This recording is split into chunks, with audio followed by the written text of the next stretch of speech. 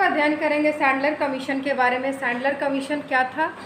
तो सबसे पहले हम जानते हैं कि 1882 ईस्वी में लॉर्ड रिपन ने भारतीय शिक्षा आयोग का गठन किया था।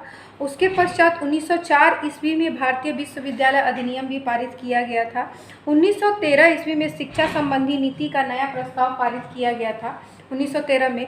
लेकिन क्या हुआ कि 1914 ईस्वी में प्रथम विश्व युद्ध आरंभ होने के कारण जो शिक्षा नीति चल रही थी 1913 ईस्वी में जो पारित हुआ था उस पर सरकार ध्यान नहीं दे पा रही थी, तो शिक्षा की स्थिति काफ़ी अस्त व्यस्त स्थिति में पहुंच गई थी। इसका कारण था प्रथम विश्व युद्ध के तरफ ज़्यादा ध्यान चला गया था अंग्रेज़ों का और साथ ही साथ इंग्लैंड का। इसके कारण वो भारतीय शिक्षा नीति पर ध्यान नहीं दे पा रहे थे।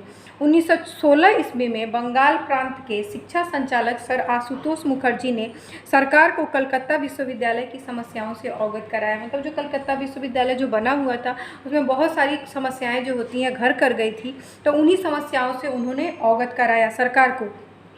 और उन्होंने ये भी बोला कि विश्वविद्यालय में जो विश्वविद्यालय में है वो छात्रों की संख्या काफ़ी कम हो गई है, तो छात्रों की संख्या को सुधारने के लिए और साथ ही साथ उन्होंने बोला कि अगर हम स्नातकोत्तर की कक्षाएं प्रारंभ करें विश्वविद्यालय में तो हमारा जो कलकत्ता विश्वविद्यालय है उसकी स्थिति सुधर सकती है। तो इसी से संबंधित उन्होंने 14 सितंबर 1917 ईस्वी को कलकत्ता विश्वविद्यालय की सभी समस्याओं का अध्ययन करने और उनके संबंध में अपने सुझाव देने के लिए लीड्स विश्वविद्यालय के कुलपति डॉक्टर माइकल सैडलर की अध्यक्षता में 7 सदस्यीय कलकत्ता विश्वविद्यालय आयोग की नियुक्ति की गई। और ये आयोग की नियुक्ति 14 सितंबर 1917 ईस्वी में की गई। तो मेन यहाँ जो 1914 ईस्वी के बाद विश्व युद्ध के बाद जो भारतीय शिक्षा की अराजकता की स्थिति बनी हुई थी उसको सुधारने के लिए आशुतोष मुखर्जी ने सुझाव दिया और उसी सुझाव पर 14 सितंबर 1917 ईस्वी को 7 सदस्यों का एक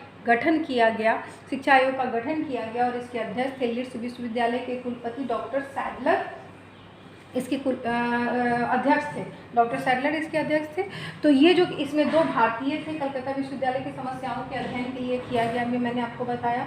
इसमें 2 भारतीय सदस्य थे, डॉक्टर आशुतोष मुखर्जी और डॉक्टर जियाउद्दीन अहमद। और ये जो गठन किया गया इसका मेन उद्देश्य था कोलकाता विश्वविद्यालय और माध्यमिक स्नातकोत्तरीय शिक्षा। मतलब कोलकाता विश्वविद्यालय में बहुत सारी समस्याएं घर कर गई थी वो, और उसके साथ साथ जो माध्यमिक पीजी कोर्स के लिए, ताकि पीजी कोर्स शुरू किया जाए ताकि बच्चों का एडमिशन ज़्यादा से ज़्यादा हो सके। क्योंकि इस समय भारत में 3 विश्वविद्यालय थे, मद्रास विश्वविद्यालय था, कलकत्ता विश्वविद्यालय था और बॉम्बे विश्वविद्यालय था, यही तीनों विश्वविद्यालय थे। तो जब इसका गठन किया गया तो इसके गठन में हालांकि इसको बोला जाता है कलकत्ता विश्वविद्यालय, लेकिन इसके साथ साथ बाकी विश्वविद्यालय पर भी ध्यान दिया गया और विश्वविद्यालय खोलने की भी बात इसमें की गई थी। पूरे इंडिया में इस समय सिर्फ 3 विश्वविद्यालय थे, लेकिन जब सैडलर कमीशन आया, सैडलर कमीशन आने के बाद जो विश्वविद्यालय हैं, विश्वविद्यालय की संख्या भारत में और बढ़ी। इसमें शिक्षा आयोग को नए रूप में प्रस्तुत करना इसका उद्देश्य था। साथ ही साथ आयोग की जांच के विषय क्या थे? तो आयोग की जांच के विषय थे कलकत्ता विश्वविद्यालय की स्थिति एवं आशाओं की जांच करना। कलकत्ता विश्वविद्यालय की स्थिति बहुत सही नहीं थी, तो उसकी स्थिति और जो भी समस्याएं कलकत्ता विश्वविद्यालय उस समय फेस कर रहा था, उस समस्याओं से कलकत्ता विश्वविद्यालय को निकालना भी इस आयोग की जांच के विषय थे। साथ ही साथ 1904 ईस्वी का जो विश्वविद्यालय अधिनियम बना था उसकी इसमें काफ़ी निंदा की गई। ये तो जाहिर सी बात है, जो एक आयोग बनता है तो पहले से जो आयोग बना हुआ है उसकी निंदा करेगा और अपने आप को साबित करने की कोशिश करेगा कि मेरा जो बात है वो ज़्यादा सही है। इसीलिए इन्होंने जो सैडलर कमीशन बना, इस आयोग ने 1904 ईस्वी का विश्वविद्यालय अधिनियम, जिसे रैले अधिनियम भी बोला जाता है या रैले कमीशन भी बोला जाता है, उस विश्वविद्यालय अधिनियम की इन्होंने निंदा की। उसके बाद हम देखते हैं कि इंटर व उत्तर माध्यमिक परीक्षा को माध्यमिक तथा विश्वविद्यालय शिक्षा के मध्य विभाजन रेखा मानना चाहिए। इन्होंने कहा कि इंटर व उत्तर माध्यमिक परीक्षा को माध्यमिक और विश्वविद्यालय शिक्षा के मध्य जो होता है विभाजन रेखा मानना चाहिए। और इन्होंने साथ ही साथ ये भी बोला कि स्कूली शिक्षा जो होती है वो 12 वर्ष की होनी चाहिए। मतलब कि इंटर व उत्तर माध्यमिक शिक्षा को एक माध्यमिक शिक्षा होती है ना, जिसके बाद हम जाते हैं, और विश्वविद्यालय शिक्षा वो अलग चीज़ होती है। विश्वविद्यालय की शिक्षा मतलब इंटर के बाद विश्वविद्यालय शिक्षा को इन्होंने करने की बात की थी। स्कूली शिक्षा 12 वर्ष की होनी चाहिए।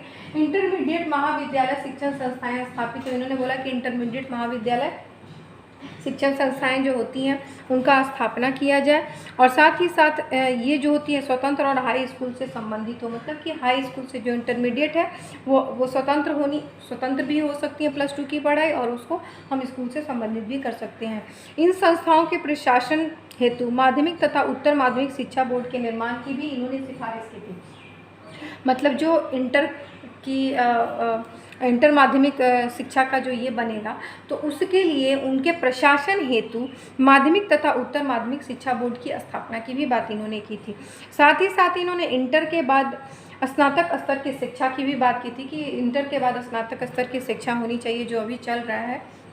और उन्होंने बोला कि स्नातक स्तर की शिक्षा जो होती है 3 वर्ष की होनी चाहिए, और साथ ही साथ जो एडमिशन होता है उसमें बहुत कठोर नियम नहीं बनाए जाए। अगर इंटर के बाद बच्चे ग्रेजुएशन में एडमिशन लेना चाहते हैं या मैट्रिक के बाद इंटर में एडमिशन लेना चाहते हैं, तो जो भी नियम बनाई जाए वो बहुत ज़्यादा कठोर और रिगिड नहीं होनी चाहिए, फ्लैक्सिबल होना चाहिए कि बच्चे एडमिशन लेके आगे की पढ़ाई को जारी रख सकें।